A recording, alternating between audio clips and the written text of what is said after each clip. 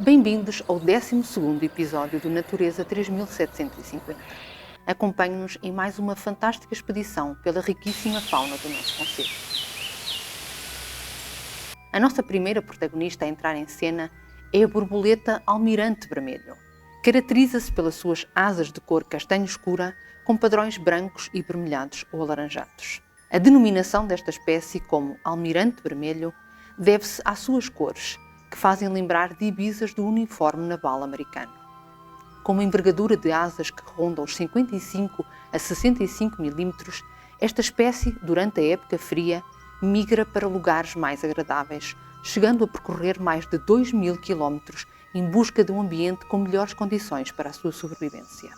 A borboleta almirante vermelho usa técnicas de camuflagem para escapar aos seus predadores, ou seja, enquanto repousa em campo aberto, mantém as asas fechadas, ficando camuflada graças às cores da face inferior das asas.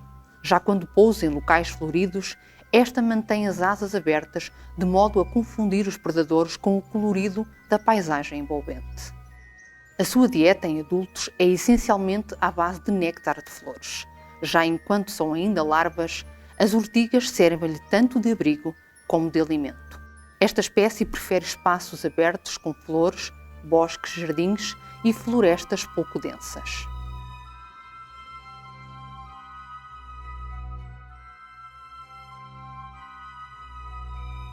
Há quem denomine o nosso próximo protagonista de bolinha de algodão com cauda.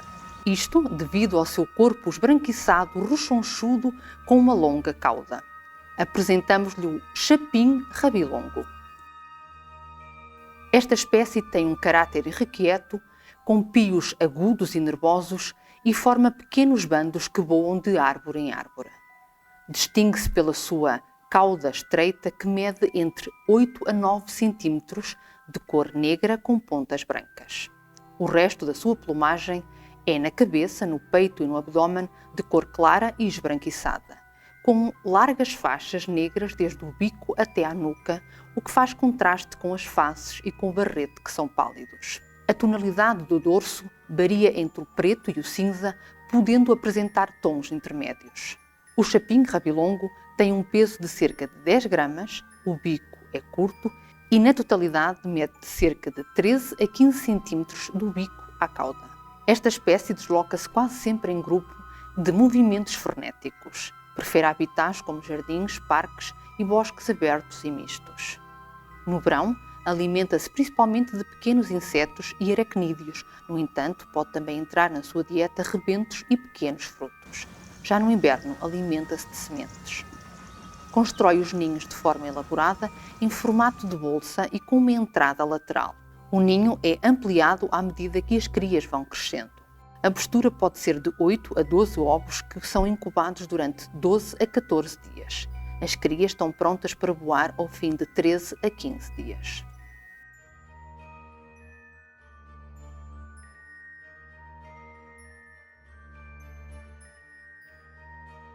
A nossa próxima protagonista é uma espécie discreta que por vezes pousa no topo de um caniço ou de um arbusto, permitindo assim ser observada relativamente bem. Falamos da escrevedeira dos caniços. Os machos distinguem-se pela cabeça e o babete pretos e um amplo colar e bigode brancos, enquanto que as fêmeas têm a cabeça castanha, com lista superciliar creme e faces escuras. O dorso e os flancos são muito estriados, nas asas têm tons amarelado-acastanhados e o bico é curto. A escrevedeira dos caniços é uma ave com aproximadamente 15 cm de comprimento que prefere habitats de zonas úmidas, como é o caso dos caniçais e sapais. No entanto, durante o inverno é possível também observá-la em terrenos agrícolas com folhas e caules de cereais deixados no campo após as colheitas, como é o caso do milho e do arroz. A sua dieta é composta sobretudo por sementes e outras matérias vegetais. Ocasionalmente pode também consumir invertebrados, principalmente durante a época de reprodução. A escrevedeira dos caniços pode criar 1 a 2 ninhadas por ano, sendo a maioria das suas posturas composta por 4 a 5 ovos e o período de incubação dura entre 12 a 15 dias. Entra agora em cena uma espécie que tem truques para enganar os seus predadores. Quando se sente em perigo, finge-se de morta ou liberta uma secreção com um odor nauseabundo. Apresentamos-lhe a cobra de água. Também conhecida por cobra de água de colar, prefere habitats como zonas junto a charcos, lagoas e cursos de água em bosques, zonas agrícolas ou matagais. Possui uma cabeça bem diferenciada do resto do corpo, larga, grande e arredondada na zona do focinho. O corpo é coberto por escamas e um binco central. O dorso é de tom entre acinzentado, acastanhado ou verde. Frequentemente apresenta-se com pequenas manchas escuras dispostas de forma irregular. O ventre é esbranquiçado ou acinzentado, com manchas quadrangulares escuras. As fêmeas são geralmente maiores. No entanto, os machos têm as caudas proporcionalmente mais compridas. O nome comum desta espécie deve-se à presença de um colar branco ou amarelado com um rebordo negro nos indivíduos juvenis.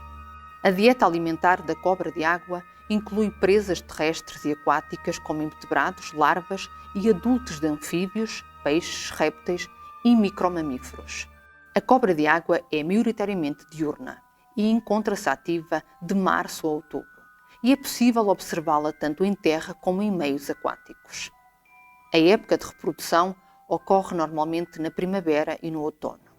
A postura desta espécie pode atingir até 70 ovos que são depositados em buracos em troncos de madeira, sendo que a sua inclusão ocorre cerca de 2 meses depois. A cobra de água é uma espécie sem dentes inoculares de veneno e, como tal, é inofensiva para o homem. Entra agora em ação uma ave considerada discreta e de pequenas dimensões. Falamos do pardal montês. Possui um comprimento compreendido entre 12 a 14 cm e um peso que pode chegar às 24 gramas. Possui um barrete de cor castanho, um pequeno babete preto, um colar branco e as laterais da cabeça em tom branco com mancha preta nas faces. Não existem diferenças de plumagem entre os sexos e os juvenis também se assemelham aos adultos, embora as cores tendam a ser um bocadinho mais opacas. Esta espécie é tipicamente encontrada em pequenos bandos e frequenta principalmente pomares e pequenos bosques de folhosas.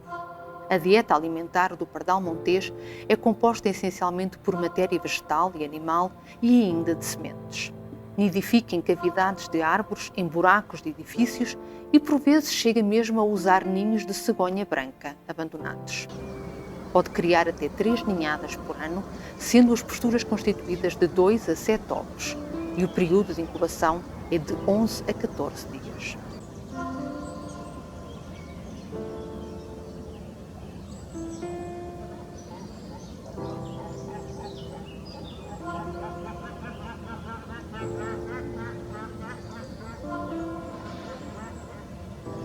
A próxima espécie que lhe vamos apresentar é muito territorial, de tal forma que já foram observados a atacar objetos aéreos, tais como drones, que entram no seu habitat.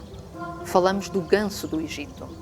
A plumagem dos 2 sexos é idêntica, mas em média os machos são ligeiramente maiores, com um comprimento que varia entre os 63 a 73 centímetros. Há uma quantidade razoável de variação de tons na sua plumagem. Em algumas aves mais acinzentadas e outras mais acastanhadas.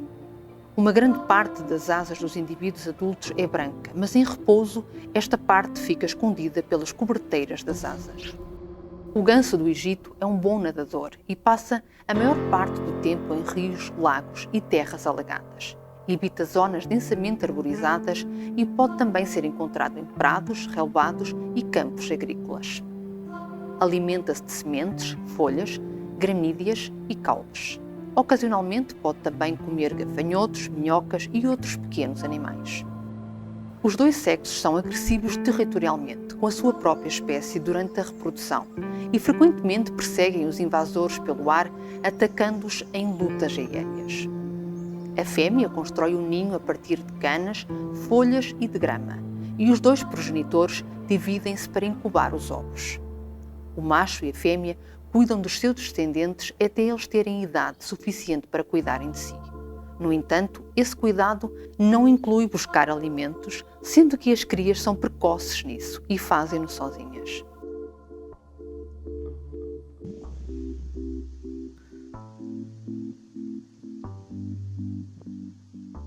A visão panorâmica incrível da nossa próxima espécie faz que consiga ver as suas presas em todos os ângulos. Falamos de libélula. Também conhecida como libelinha ou ainda como tira-olhos, podem alcançar os 64 mm de comprimento e os 42 mm de envergadura. Estes pequenos insetos predadores têm o corpo dividido em 3 partes, ou seja, abdômen, tórax e cabeça. Na cabeça estão 2 antenas e o seu par de olhos. No tórax estão 3 pares de patas negras e 4 asas membranosas. Por fim, o abdômen que finaliza o corpo é longo e fino. Na parte frontal da cabeça exibem uma marca negra em forma de T. O macho tem olhos azuis, podendo exibir manchas mais escuras. O tórax é acastanhado com faixas amarelas mais curtas. O abdômen apresenta marcas azuis e amarelas sobre um fundo castanho, tratando-se de uma característica essencial para a sua identificação. A fêmea tem os olhos acastanhados e o tórax é semelhante ao dos machos. No abdômen apresenta marcas amarelas verdeadas sob um fundo castanho mais predominante. Tanto o macho como a fêmea apresentam os apêndices abdominais longos de cor preta. As libélulas são consideradas caçadoras incríveis por causa do seu corpo, ou seja, elas conseguem voar mais rápido do que outros insetos. Além disso, também podem mudar a direção do seu voo no mesmo instante, ficando paradas no ar como um helicóptero. A libélula tem uma visão panorâmica incrível, o que lhe permite encontrar as suas vítimas acima, abaixo, dos lados e até mesmo atrás dela. Preferem habitats nas imediações de linhas de água estagnada, zonas pantanosas ou perto de ribeiros e riachos. Dentro do seu ecossistema, são bastante úteis no controle das populações de mosquitos e das suas outras presas, prestando assim auxílio no controle biológico de pragas.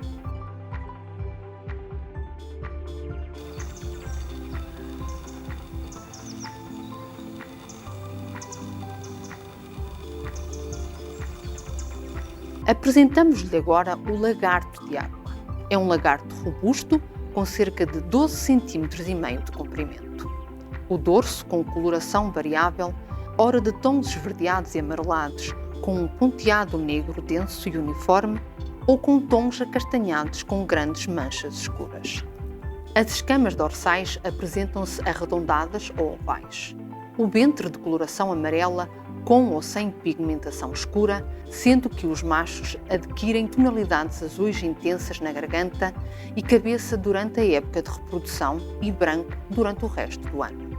As escamas ventrais são geralmente distribuídas em 8 filas longitudinais. A cauda é longa e pode chegar ao dobro do comprimento do corpo.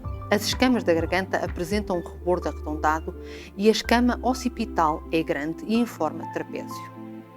O lagarto de água alimenta-se essencialmente de pequenos invertebrados, nomeadamente mosquitos, moscas, gafanhotos e escaravelhos. Prefere habitats de zonas com um grau de umidade médio, como proximidades de cursos de água com boa cobertura vegetal, sendo que é uma espécie muito sensível à qualidade de água. É uma espécie com hábitos diurnos e permanece ativa desde fevereiro até outubro, passando os restantes meses em hibernação. O período de reprodução ocorre na primavera e no início do verão, podendo observar-se os acasalamentos entre abril e julho. As posturas são compostas normalmente por 6 a 17 ovos e a eclosão dá-se após 2 a 3 meses de incubação. Tal como a maior parte dos lagartos, o lagarto de água, quando se sente em perigo, solta a cauda. O objetivo é confundir o seu atacante, pois faz com que ele concentre a sua atenção na cauda enquanto o lagarto foge à procura de um lugar seguro.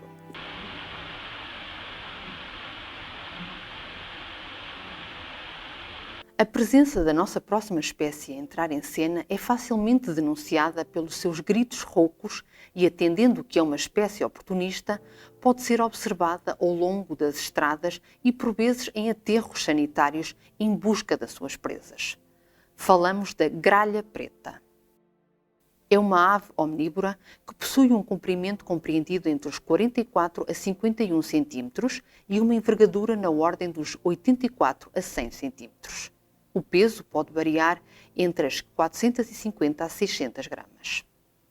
É considerada uma ave de grandes dimensões, possuindo asas curtas e largas, bico preto e forte e uma plumagem totalmente preta que pode apresentar pequenos reflexos metálicos que variam em tons de azuis, roxos e verdes.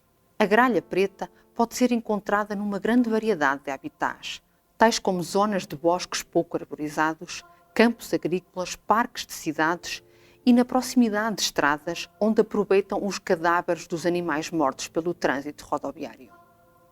Mas na sua dieta entram também insetos, caracóis, ratos, lagartas, rãs, mas ainda frutas, cereais e bagas. A gralha preta é normalmente encontrada em casais ou em pequenos bandos. A postura desta espécie ocorre durante os meses de março a maio e habitualmente é de 3 a 6 ovos. A incubação é assegurada exclusivamente pela fêmea durante 18 a 21 dias. As crias são alimentadas por ambos os progenitores e abandonam o ninho com cerca de 35 dias de idade.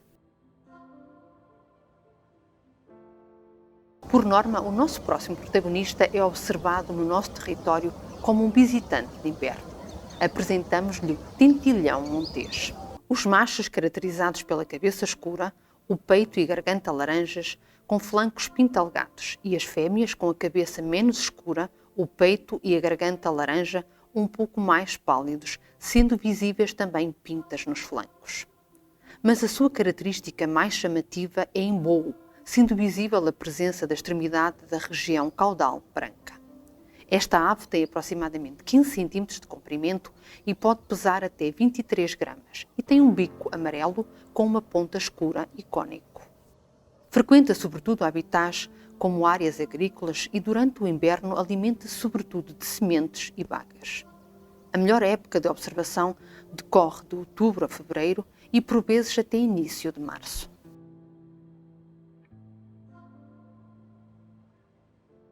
Apresentamos-lhe agora uma das aves mais emblemáticas da nossa avifauna hibernante, com as suas vocalizações características e a sua distinta polpa e um padrão colorido da plumagem. É o abibe.